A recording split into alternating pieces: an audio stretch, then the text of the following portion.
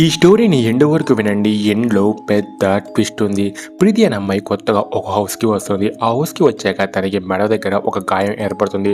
స్టార్టింగ్లో ప్రీతి దాన్ని పెద్దగా పట్టించుకోలేదు. కానీ రోజులు పెరిగే కొద్దీ ఆ గాయం పెద్దగా అవుతూ వచ్చింది. వెంటనే తను ఒక డాక్టర్ని కలుస్తుంది.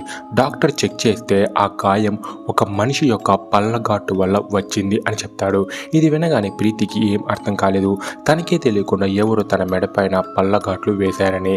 ఇలా తన రూమ్లో ఒక సీసీటీవీ కెమెరాని ఫిక్స్ చేస్తుంది.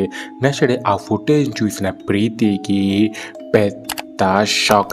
ఎందుకంటే ఆ ఫుటేజ్లో ప్రీతి నిద్రపోయాక ఒక నన్ తన దగ్గరకు వచ్చి తన మెడపైన పళ్ళఘాటు వేస్తున్నట్లు ఉంటుంది. ఎస్, 2 నెలల క్రితం ప్రెజెంట్ ప్రీతి ఉంటున్న హౌస్లోనే ఒక నన్ ఆత్మహత్య చేసుకొని చనిపోయింది. డైలీ రాత్రి ప్రీతి మెడపైన ఘాటు వేస్తూ వచ్చింది ఆ నన్ ఆత్మే.